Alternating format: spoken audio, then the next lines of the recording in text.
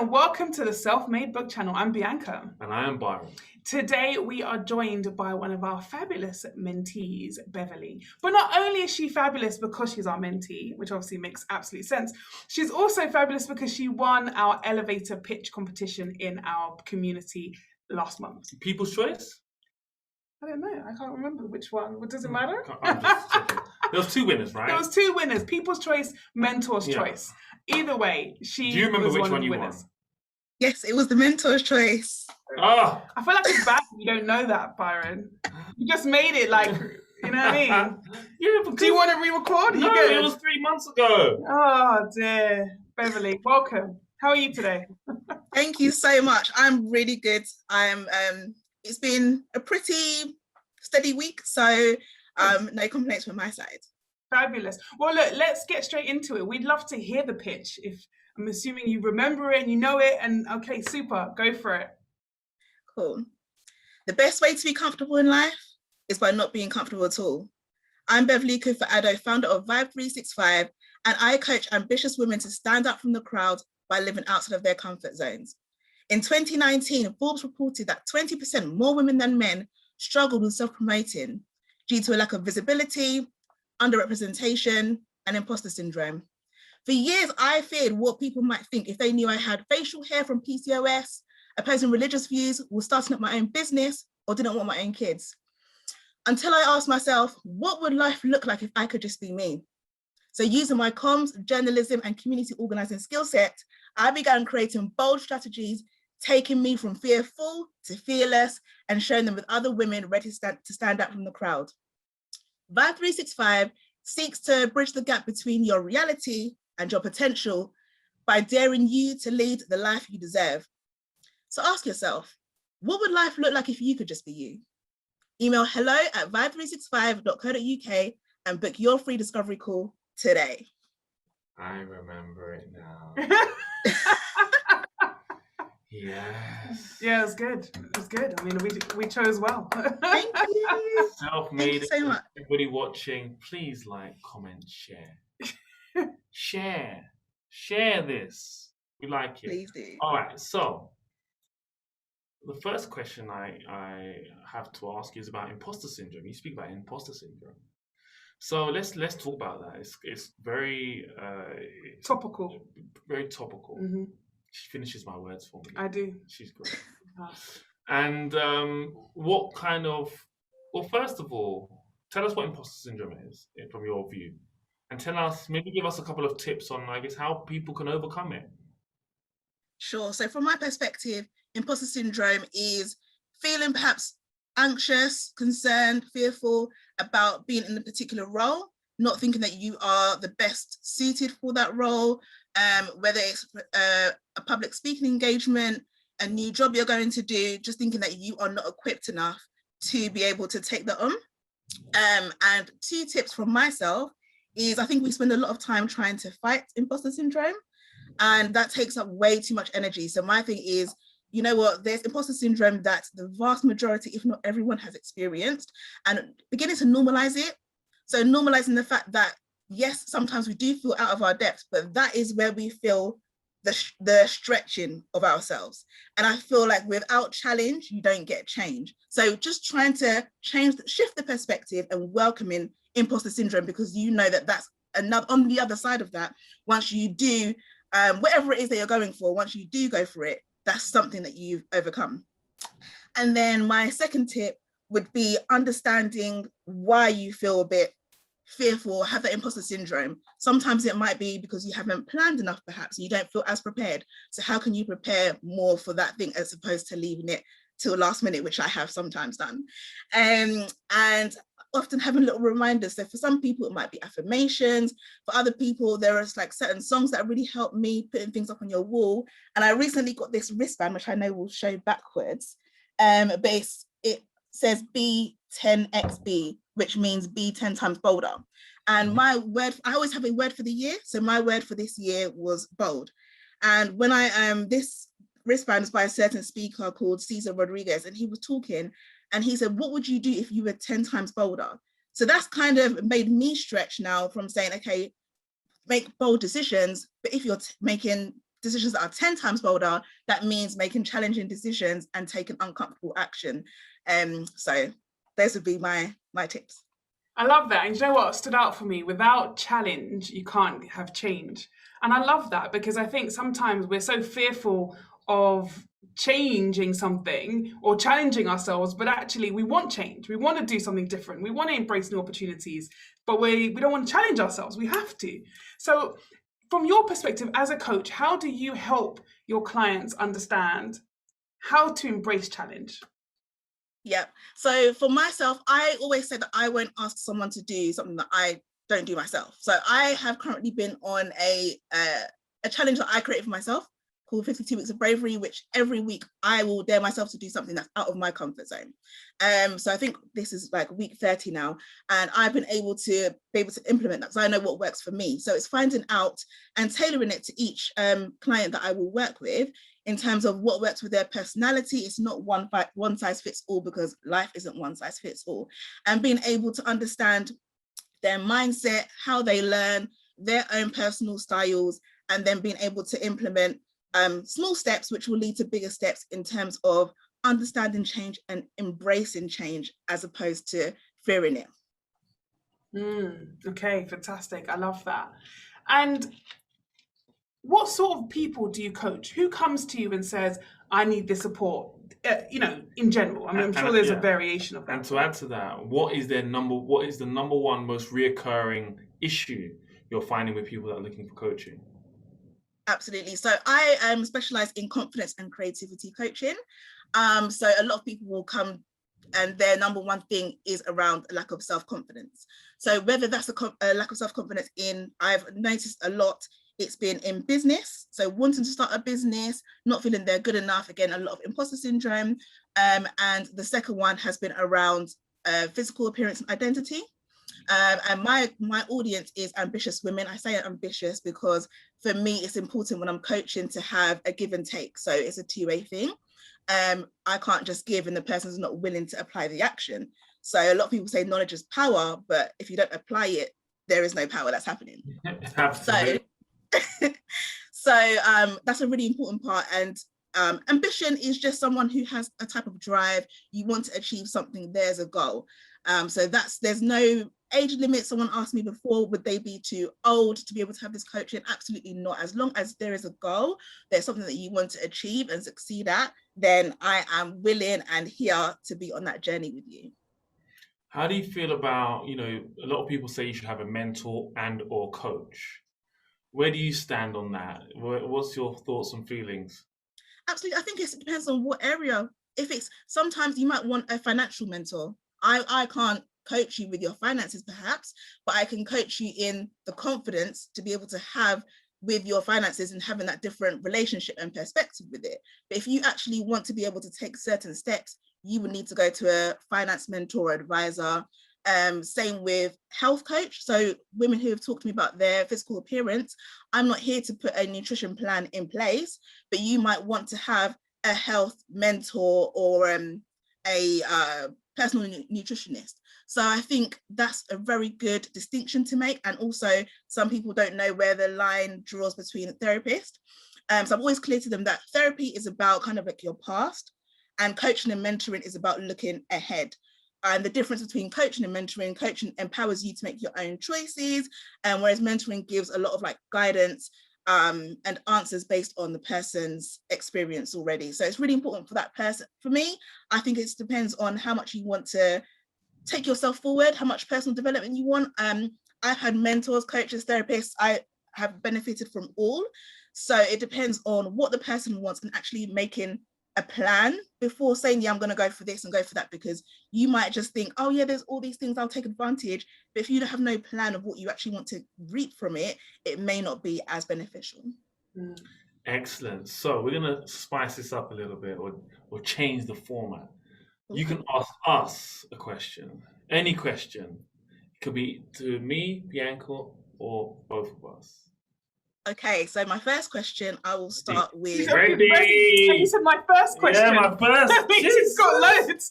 Okay, go. I'm never short on questions. I used to work in journalism and I'm never short on questions. Okay. So my first question, would be for both of you can answer, is when you can remember either your first or a pivotal time that you experienced imposter syndrome, and what worked for you both. I'll go. Go for it.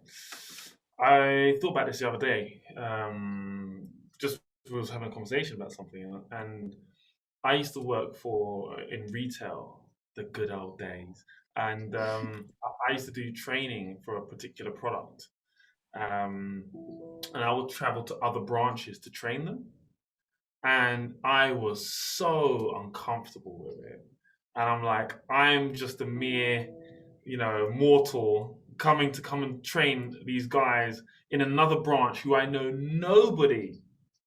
And I always remember I absolutely was scared. I hated it. But I was the top salesperson for that product in my branch. So that's why they wanted me to go and teach other people in other branches. So I guess I probably was using coping mechanisms to deal with it at the time, but also I love the fact that I could be out for half a day or a whole day, traveling, getting paid for it still. But then that had the other side of that meant I wasn't doing what I loved doing, which was the selling side of things to people, because I would spend the morning going to another branch, training them, see how they do things, help them with maybe some cover, then come back. But I guess the way I used to, if I look at it, how did I used to overcome the fact that I probably was scared? I was going to use a bad word, but I was scared. And I think it was because I knew that I was good at what I was doing. But I used to think, well, why are people struggling? I wasn't able to break down enough. And it's quite interesting, like, how did I break down that training, back then? I didn't probably have the skill set or knowledge on how to break down. My manager was like, okay, yeah, can you go to Bromley and do some training? And I was like, okay.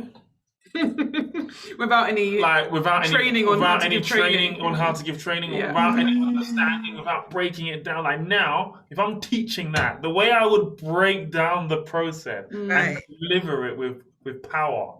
But I was young and fearless, I guess, to a degree. But definitely on those journeys, I'll be like, I'm going to go and speak to these people of all different ages. And I'm a young black man going into this branch in Bromley. You say in Bromley because back then, I guess you're saying it was less multicultural. Yeah. So to? I used to work in Croydon branch, right? Yeah. And that Croydon was very, very cultural. Yeah. And Bromley was not. Wasn't. I don't know what it is like now. It's not like that now. But okay, but it was not. So, but I didn't really. I was quite fearless, but with that said, there still was something in my subconscious saying, "My God, what I'm about to do here is crazy." So that's mine. Do you have one? Yeah, I do. I'll make it shorter than your one. Oh, thank you, darling. So mine, I think when I first started my first business, I was probably 21, 22. I think I was 22. And I remember going out and pitching personal branding and saying, I'm a personal branding expert. I can deliver this in your corporate organization, massive organization, to your managers, senior managers, middle managers, graduates. Like, I was 22 and I'm going to this office pitching this and knowing I had the knowledge, but really feeling like, who am I to be coming here and telling you your staff need this help at this age and so on. And I remember the first time, I think there was really a strong feeling of imposter syndrome. I remember calling my dad and saying, I don't know if I can do this. I've left my job to start this business. And I can see on people's faces when I enter the room into these meetings that people are like, oh, okay. Like, and I don't know what that, to me, I don't know if this is true, but my feeling internally was they're looking at me thinking, she's young, she's black and she's female. Can she be the person for this? Can she really come and represent our organization and deliver this training to our senior leaders? And I remember that feeling of maybe I'm not the right person for this, but knowing internally that I had the expertise to deliver it, but just feeling that fear that am I in the right place? And I think that was the first real time that really I remember so vividly of feeling like I'm an imposter. What am I doing here? Pretending I can do this. When I knew I could, I obviously have, but I didn't, that feeling was so strong. Did you in the end? Did I what, sorry? Did you deliver it to them in the Oh end? yeah. I got the client. Yeah. They're still my client now. I mean, Oh wow. 9 years later, they've grown with me. They took me on, but lots of them didn't, right? And I think it's the rejections that sometimes fuel that feeling of being an imposter. But that rejection is quite normal when you start a business. But no one tells you that. Or they do now, or we do. But most people don't tell you that. So yes. Yeah. Go on, one more question, and then I guess we'll wrap it up if you have another one ready. Oh, I do. So my next one would be, I guess kind of like 2 in 1. So would you both believe that like anyone has it within them to be an entrepreneur, and what kind of traits would make for successful entrepreneurship, especially because a lot of people say, yeah, but looking at the stats of how many startups would fail and stuff. Do you want me to answer? Yeah, go on, Byron. I think you're I don't know. I'm scared of your answer. Go on. Go on. I feel like my answer might be the same as yours. No, go on then. No, you say it. I don't have an answer ready. I just say how you feel. Say how you feel. Go from the heart. Go on. The answer's no. Can anybody be an entrepreneur? Now, it's interesting you say no. No, the answer is yes. Go on. Sorry. I'll give my perspective after. There are some qualities that are essential in order for you to be successful in anything that you do, right? And those qualities remain the same in entrepreneurship. So if you have some of those qualities, you can be a successful entrepreneur. Anybody can be. But there are some foundations that are required in order for you to be successful. Now, I know that this sounds very basic and like simple, and some of the qualities that we're talking about sound very basic. But even just something as simple as,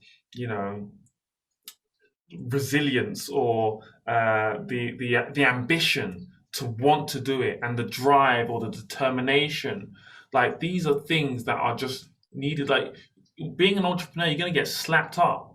You're going to get a couple of slaps. You didn't even know it. It's like when your mom might just shout at you and you're like, well, Mom, I didn't do anything. I just shout at you again just for saying anything. And you have to go to it's the same thing. You're going to get that feeling. You're going to get slapped up. And you got to go back in the morning for more. If you can do that, you can be an entrepreneur. So both answers are right. Not everyone can be an entrepreneur, and everyone can be an entrepreneur if they have the qualities. So that's what I would say. Exactly. So I was going to say no, because if they don't have those qualities, they can't. Because I think sometimes people think it's easy, and I think that social media hasn't been a positive addition to that portrayal of it being easy, because there's so many videos online. Oh, you want to be an entrepreneur, you could do it in 5 hours. Like there's so much of that, and the reality is not everyone will make it, because it is so testing. It does require you to have that passion, determination, resilience, ambition to overcome obstacles, and as Byron said, to get slapped, kicked and punched and get back up. As Les Brown says, what does he say? If you land on your back, you can look up and get up. Like you need to you fall on your back, you fall down. You can just make sure you fall on your back so you can look up and get up. And that's a reality. You sometimes just that being able to get back up, that's hard. And not everyone is cut out for that. And there are some people who are just not naturally entrepreneurial, but they can get a good team around them. So it doesn't necessarily require you to be naturally entrepreneurial, but it does require you to have that enthusiasm, passion, and an idea that makes you want to get up every time. So before we ask you to give us your details, where people can find you, describe us as mentors. Oh, okay. So can I say I'm going to say what drew me before I started Self-Made and then being in the Self-Made program? The Bianca-tron. She's well trained, is what you're saying. She's what you're saying. No, she's a Bianca-tron. How do you know this? I got Hey, go on. Finish the sentence. I gave you a new brand name. Oh, stop. Go on. So from social media, first I thought, okay, this is interesting, because I think I came across Byron first.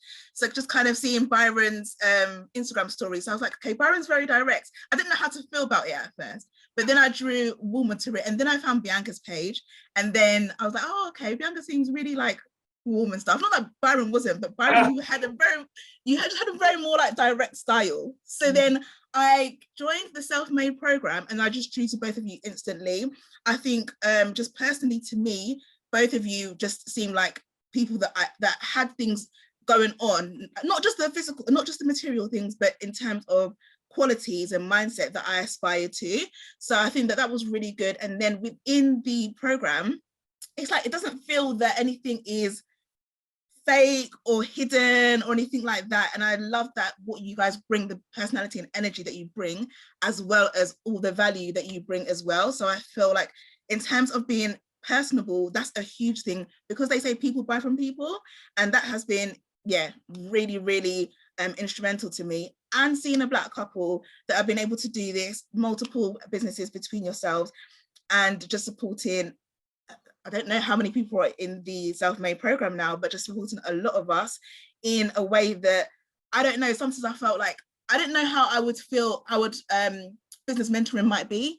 So would it be that I would get told off for things, or like my ideas aren't good enough, aren't validated? That's what I felt like I might come into. But honestly, it's been such a warm experience. And I think I'm almost like at 6 months soon, which is crazy. It's gone so quickly. But I love everything to do with self-made, and no one has told me to say that. Love that. Love it. Thank you. Thank you. Now, can you please tell the people where they can find you? Yes, so I'm on all social media at Vibe365. That is Vibe with a Y, so VYBE365. And you can go to vibe365.co.uk as well for my website. Thank you so much. Amazing. Thank you so much for joining us today. It's been an absolute pleasure speaking with you and catching up with you. And thank you for being so prepared with all these questions. We probably talked for far too long, but it was nice on a Friday to get to know you and speak to you a bit more. So thank you so much. Thank you. Thank you everyone for tuning in to another Self-Made episode. I'm Bianca. And I'm Byron. And Self-Made is the home of entrepreneurship. That is the one. Well done, Byron. I love it. New tagline, everyone. I love that. So thank you very much for tuning in. Take care. See you again soon. Take Bye-bye. care. Bye-bye.